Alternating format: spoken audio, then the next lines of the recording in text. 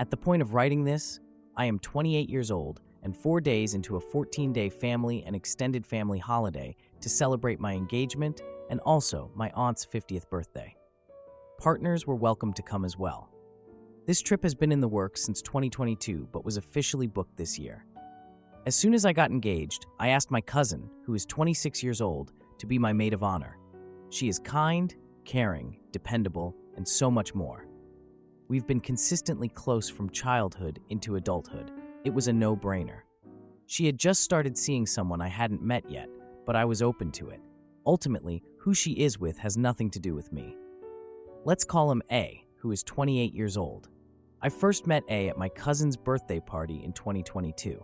They were holding hands, being cutesy, and playing arcade games. I thought he was a good guy based on first impression.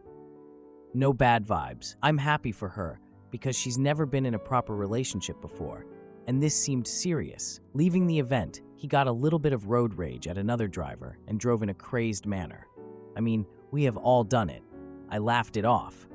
But he held on to this inconsequential transgression for unnecessarily long, I felt. The bad vibes began when we met again at a mutual friend's graduation party, where he was a +1. I was still happy for my cousin's relationship and was pleased to see them both at the event. I made the mistake of saying, "Look at cousin's name and her little boyfriend. They're so cute." Basically gushing, think hard eyes. Snapped at me and went on a tirade about how not to call him little or cute. He's neither of those things, etc. This was in front of my cousin's parents, my cousin, me, and my brother. There was an awkward silence at the table.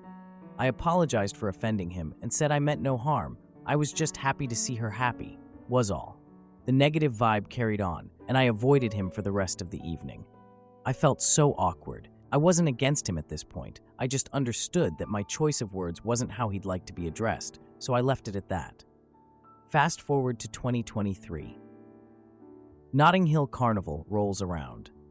My cousin and I have been going every year we could since we were 16 years old. This year was no different, except he was there. We usually do both days as early as possible, right down to the finish. We eat, drink, dance, and have a good time. That year, Carnival Sunday was no different from previous years. The drinks were flowing. We were having a great time, and my cousin had too much to drink. I was looking after her. My partner and her friends were also taking the time to look after her. I looked visibly annoyed and wanted to go home. We eventually went home and were making plans for the next day on the way in. The next day, we were told to go ahead and they would meet us there. They never did. I thought it was an odd situation because it's never happened, but I brushed it off as she was hungover from the day before. My partner and I decided earlier in the year, before Carnival, that we should do a couples trip with our friends who we don't see often because they now live in France to Berlin. Unfortunately, one of the couples had dropped out, so I suggested we invite my cousin and A. It would be nice to get to know him properly, as I only ever see him for a few hours at a time. My partner agreed. Big mistake. That was the worst trip of our lives. Arrival in Berlin. They arrived, and the first thing A did was source some marijuana. Then they came to meet us. I found this out after we got to the Airbnb. I want to say, before I get on to the next bit, I have no issues with drugs or people who do drugs.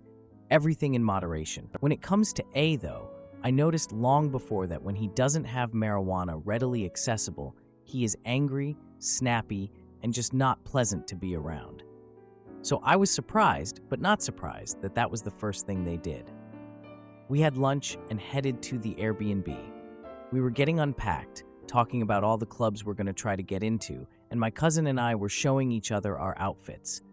I smelled the marijuana, but I didn't say anything. It unnerved me a little, because I didn't want to be charged for the lingering smell after we leave. And I don't understand why he can't go 4 days without it and risk being charged abroad. We decided we needed to get groceries while we waited for the other couple to arrive. We headed over to the shops, got what we needed, and put everything on the conveyor. I began to separate his things from ours and became irate. I can't remember what was said, but I remember him being irate and us paying separately instead of getting the groceries as a group. My partner and I found it odd, but didn't mind either way. whatever was easiest. We got back to the Airbnb and began playing cards. At this point, A had been shortening my name all day. I hate that, but hadn't said anything because it didn't seem like the right time. Plus, I didn't want to upset him. But my partner said I should say something sooner rather than later.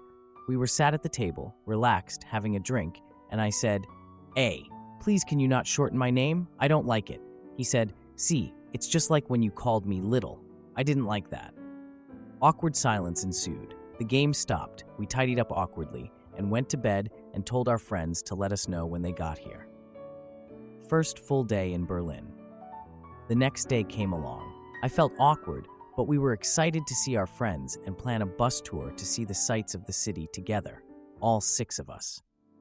On the tour bus, they didn't sit with us, even when a space became available, and we called them over. They didn't want to get off at the same stops and do things together. We told ourselves that this was fine. It was their holiday too. We'd meet them in the evening for dinner. We booked a table for all of us at 8 p.m. so we had time to eat, shower, and get ready for the evening. They didn't make it to dinner. We called and messaged A.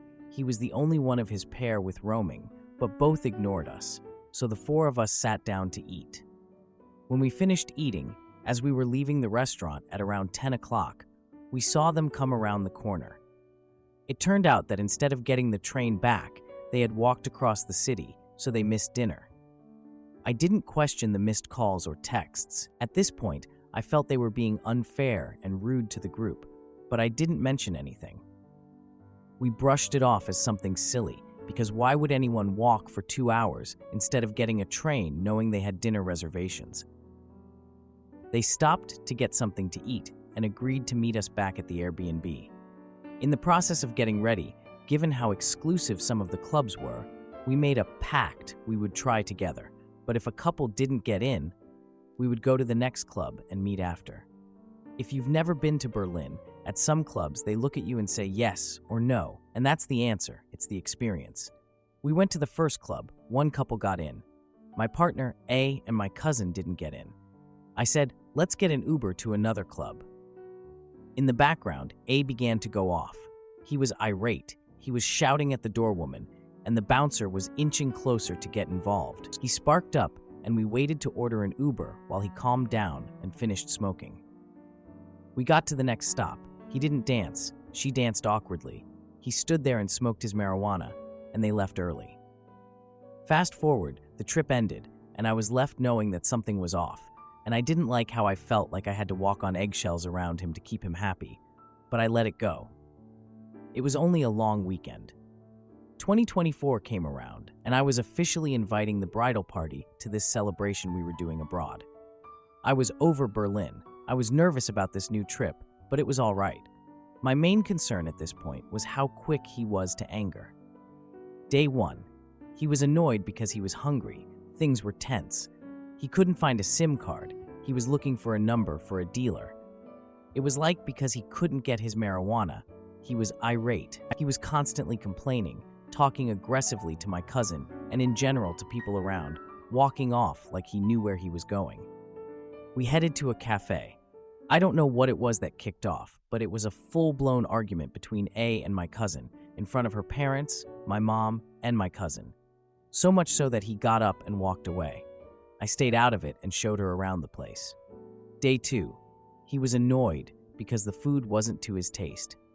He wouldn't eat this, that, or the other, etc. It was my auntie's birthday party. People had flown in for this event. My aunt is like a second mother to me. In the middle of the speeches, he got irate because he was told there were no cabs. He caused a scene. I got up because I couldn't be around him. This was my second mother, and he couldn't seem to shut up and let whatever it was go until after the speeches. He was hot. He needed a drink. He was hungry. My parents did everything they could to accommodate, bringing him food before everyone else, including the celebrant was served, etc. That wasn't enough. Eventually, my dad gave him a lift home. Day 3. My cousins who lived where we were visiting came over for a movie and games night. They obviously were going to use the bathroom. He was annoyed that they used their bathroom and referred to them as guests and got my cousin to have a word with me about it. I felt put out that my cousin would refer to my other cousins as guests, but I took the feedback and told my cousins to use the upstairs bathroom or ours going forward. That evening, I decided that after this trip, I didn't want him at our wedding. Day 4. I had spent all day away from him, so no comment. I got up at the crack of dawn and came in at midnight. I spoke to my partner and explained my thoughts. He agreed that A shouldn't be around at our wedding and any event we host, but wasn't sure how to maintain the relationship with my cousin while communicating this message to her.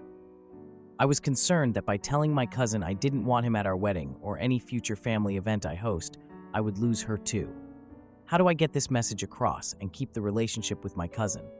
Should I communicate why? Or only if asked, should I explain why?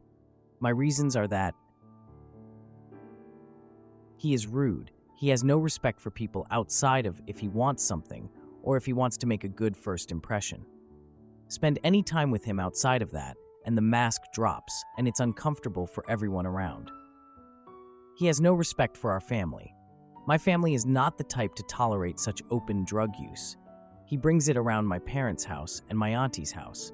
Abroad, at my auntie's party, he was rude. He interrupted the speeches while everyone was doing their best to accommodate him, but he was unappreciative of it. He is very quick to anger. I feel that this in itself is a red flag, but especially when he doesn't have his drugs, it's a whole lot worse. Everyone walks on eggshells around him. I'm not sure where to post this question.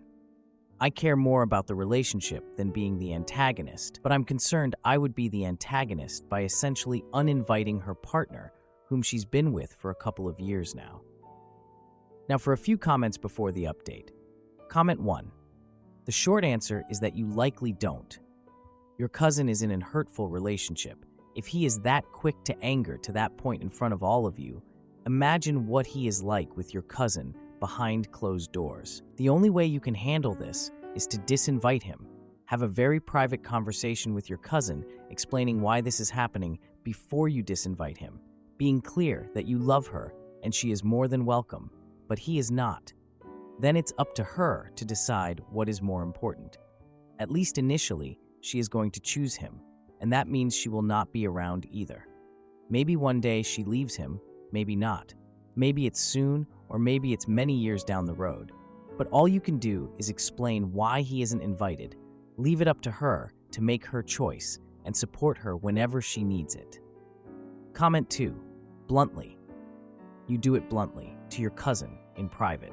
Maybe have your parents or someone else in the room to witness what is being said. We are uninviting your boyfriend because he has caused enough problems over the course of this trip and in the past as well. We don't like his attitude or behavior, and I'm not going to have my wedding ruined by him. So he is uninvited. You are still invited, and we will understand and miss you if you feel you don't want to attend the wedding without him. But that decision is final. He's not allowed to come to the wedding or reception. He's rude, crude, arrogant, and disrespectful, and no fun to be around. We tried to like him, to give him the benefit of the doubt, but he is unlikable. No one likes him. It's not just us, so that's how it must be. Now, for the update. I know I said I'd keep you all updated on this mess, but I haven't had the energy to write anything for a while, and I think it's about time. It's been just over a month since the family holiday, and things have been kinda awkward with my cousin. Not gonna lie, I'm still trying to figure out how to go about this whole situation without losing my cousin for good. I know that might sound a bit dramatic, but it feels like what's at stake here. So, it all started after we got back home. My cousin reached out to chat about the trip and brought up some of the awkward moments. I figured now was as good a time as any to be upfront about A's behavior during the trip, so I did, starting with the stuff that went down at the club. I told her about how A snapped at me over the name issue and how it made everyone feel super uncomfortable. My cousin kind of brushed it off, just saying that A was having a rough time and that he's usually great. Probably not the best time to tell her that I don't think he's ever been great, even when he's sober. Then I brought up the birthday celebration and how A just disrespected a bunch of our family members. She insisted that A was just stressed out and that I shouldn't take it personally. Like, how can you not take something like that personally? A week later, my cousin invited me over for dinner, wanting to clear the air about A. When I got there, she was all, "Surprise!" I showed up unexpectedly, bringing a bottle of wine and acting like he was our best friend or something. He even made this joke about my outfit that I found pretty disrespectful. I tried to ignore it, but it definitely set a sour tone for the rest of the night. My cousin seemed to be really enjoying A's antics, laughing at his jokes, which just made me feel sidelined. After dinner, things got even worse when A made a comment about how guests should be grateful for the food. Like, "Excuse me, what?" I decided enough was enough and told A that it was inappropriate to refer to family that way. He got all defensive, claiming I was just being overly sensitive. My cousin joined in and said I was ruining the mood. I wanted to scream. The following week, my cousin called me to vent about A's quirky behavior. So, I took that chance to bring up my concerns about A's attitude again. My cousin defended him, saying he was just being himself and that I needed to accept him. Accept him? I can barely tolerate his existence. After all that, I decided to invite my cousin for coffee to talk things over without A around. She seemed to be listening, but kept circling back to defend him. I even suggested that maybe A shouldn't be invited to the wedding. My cousin went silent for a moment there, probably processing what I said. After a tense pause, she agreed to talk to A about his behavior. A few days later, she texted me saying they had a serious talk with A. She mentioned that A was upset but promised to work on being more respectful. 1 week passed, and guess who reached out to me? A. He tried to smooth things over and suggested we all go out for drinks to celebrate a new beginning. I declined, saying I was still uncomfortable with his behavior. He responded with some sarcasm, which only confirmed my concerns. My cousin then called to tell me that A was really hurt by my rejection. After all that, my cousin finally acknowledged that A's behavior was a problem, but said she didn't want to break up with him. I stood firm, telling her that I couldn't have someone like A at my wedding. She reluctantly agreed, but said she would need to think things over. A week later, she texted me saying they had broken up with A. I honestly don't know what to think. I mean, on one hand, I'm relieved that she's finally seen the light about him. On the other hand, I can't shake the feeling that this whole thing has just messed up our relationship for good. I also don't blame her for being hesitant to break up with him. I get that she loves him, or whatever, but at the same time, I can't have someone like that around my family, especially on a day that's supposed to be so special to me and my fiancé. Edit. My cousin has adjusted to being single, and she and I have become closer. She is now my maid of honor. She has no contact with A, and her family supports her. Am I the idiot for leaving my manipulative ex who used his dad's illness to guilt-trip me? I've been with him for 8 months. He has always been way more into me than vice versa, but he is a nice guy, so I thought I'd give it a go.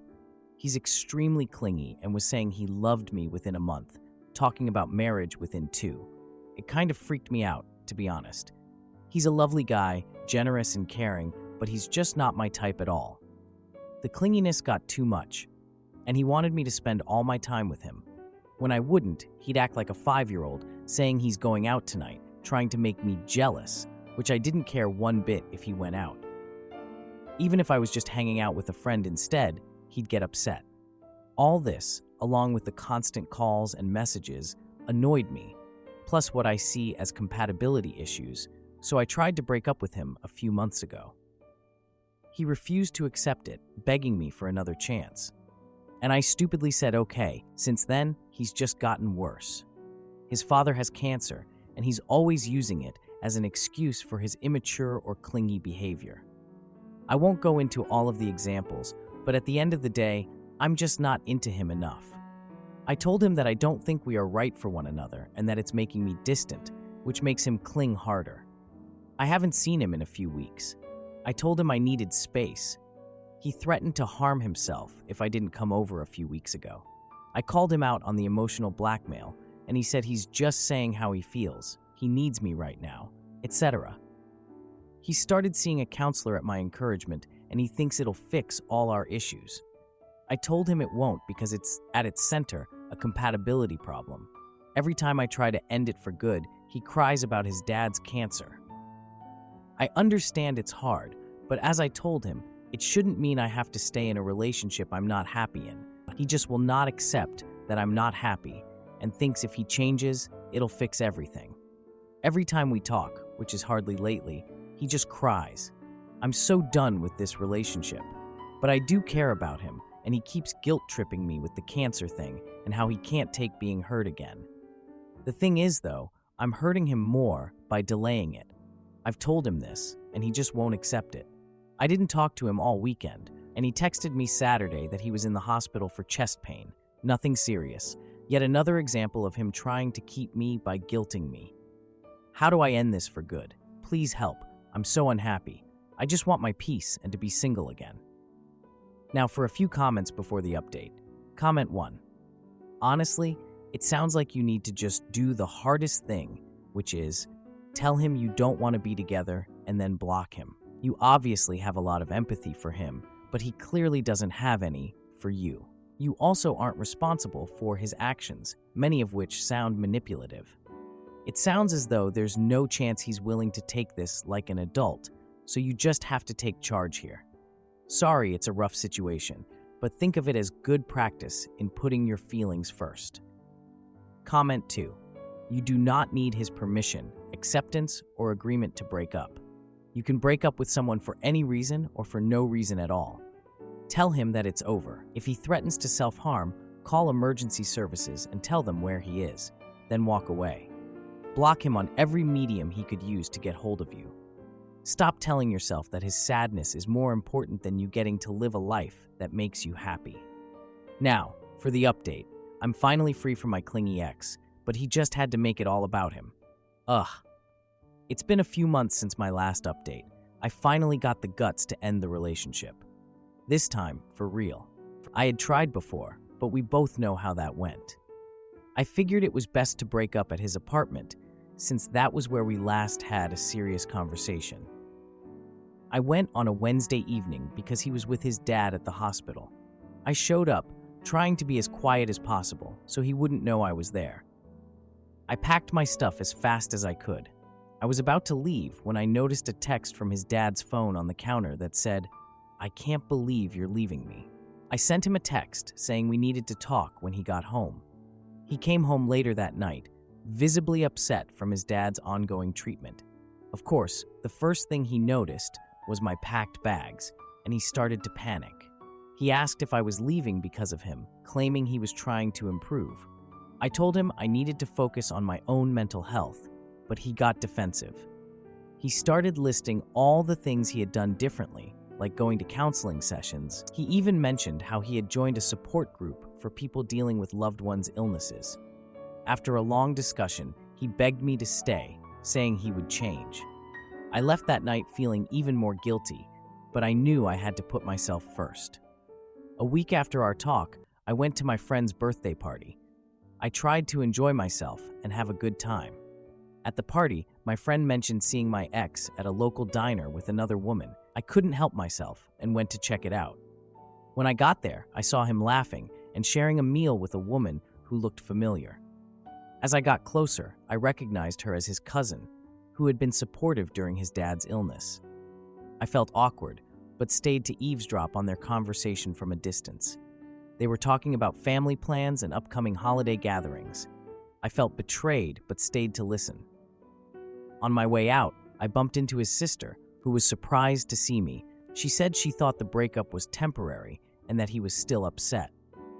A few days later, I got a text from my ex asking if we could meet. I agreed, thinking maybe he wanted to talk about moving forward as friends. When we met at a coffee shop, he seemed more distant than before. He told me he had been seeing someone else, but it wasn't serious. He mentioned that he had been working on himself and was ready to date again. He then casually brought up how he hoped I would support him as he moved on. I was shocked.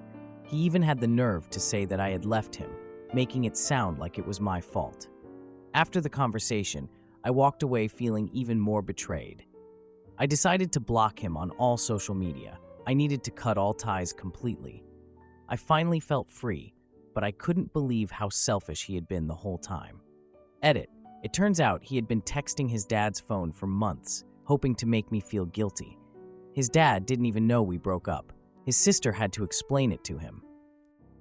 Am I the idiot for telling my brother to stop acting like a victim over my sister's pregnancy news?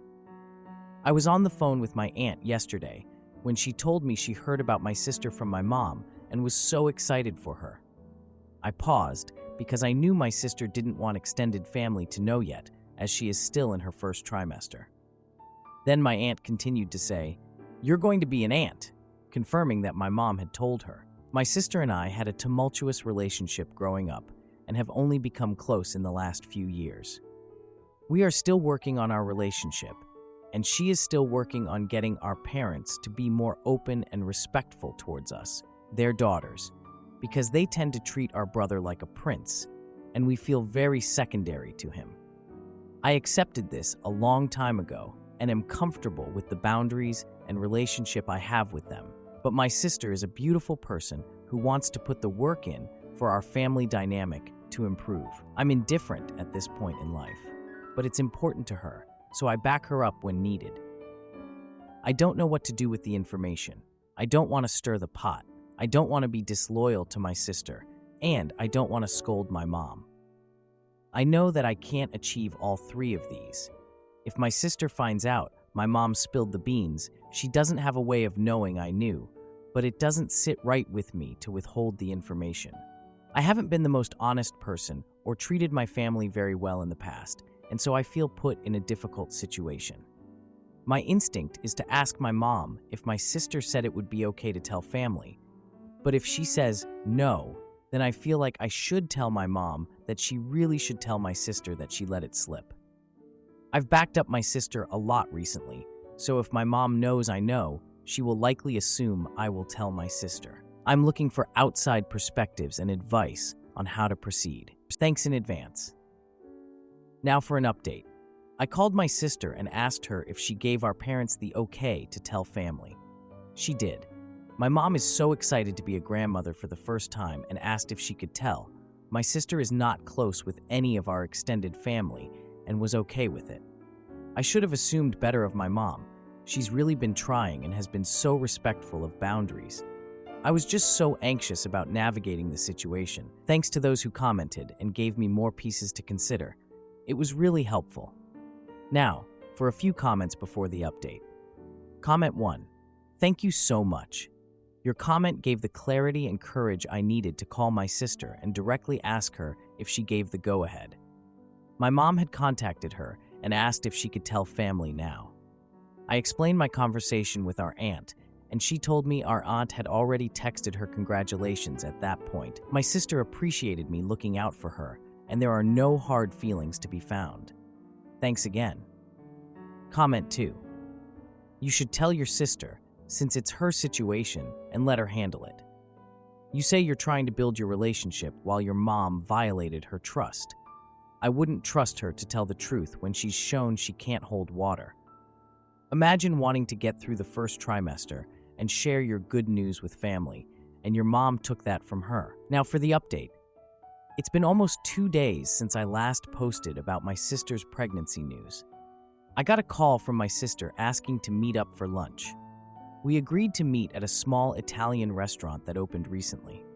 My sister arrived early and looked really anxious when I walked in. We sat in a booth, and she immediately brought up the pregnancy. She mentioned how our parents were already making plans for a baby shower. I reminded her that she's only in her first trimester, and it seemed too soon. She sighed and said our mom was just excited and didn't mean to rush anything. The conversation changed when she said she had something big to tell me. I thought she was going to talk more about the baby, but instead, she told me about a fight with our brother. Our brother had made a snide comment about her being a bad parent for not sharing the news earlier. She explained that he was upset because he felt left out of the family excitement. I could see that this really bothered her, and it seemed to make her more anxious. I tried to reassure her, saying our brother often overreacts to things. She then confessed that our brother had been acting distant lately. I listened as she talked about a recent family dinner where he barely spoke to anyone. She mentioned that he had been spending more time with his friends instead of family. That night, I ran into our brother at the grocery store. I casually asked him about the pregnancy, and if he was excited. He shrugged and said it was whatever, which surprised me. I sensed some tension and decided to drop the subject. The next day, I overheard our parents arguing in the kitchen. They were discussing the baby shower and our brother's attitude towards it. I walked in and asked if everything was okay. My mom said it was just a misunderstanding and not to worry about it. Later, I called my brother to check in on him. He said he felt overshadowed by the pregnancy news and it was bothering him. I brought up how he could talk to our sister about it, but he dismissed the idea. I suggested a family dinner to work through things, but he said he was busy. A few days later, our sister texted me saying our brother refused to come to dinner. She seemed frustrated and asked for my help in talking to him. I decided to reach out to our brother again and suggested he join us for lunch. He agreed, but said he would only come if it was just the three of us. At lunch, the tension was thick, and our brother opened up about feeling replaced. He said he felt like nobody cared about how he was feeling anymore. Our sister tried to explain that she needed support too, but he wasn't having it. The conversation turned into accusations about favoritism in the family. I felt stuck in the middle, unable to mediate without making things worse. By the end of lunch, both of them were upset, and I walked away feeling defeated. Mini update. Later that evening, I received a call from my sister. She explained that she had discussed our brother's issues with our parents, and they had agreed to have a family meeting. They wanted to address his feelings of being replaced and discuss how everyone could support each other during her pregnancy. If you liked this video, you'll probably like these too. Also, while you're here, please consider subscribing. It's your support that keeps this channel alive and allows me to make better and longer videos. Have a great day.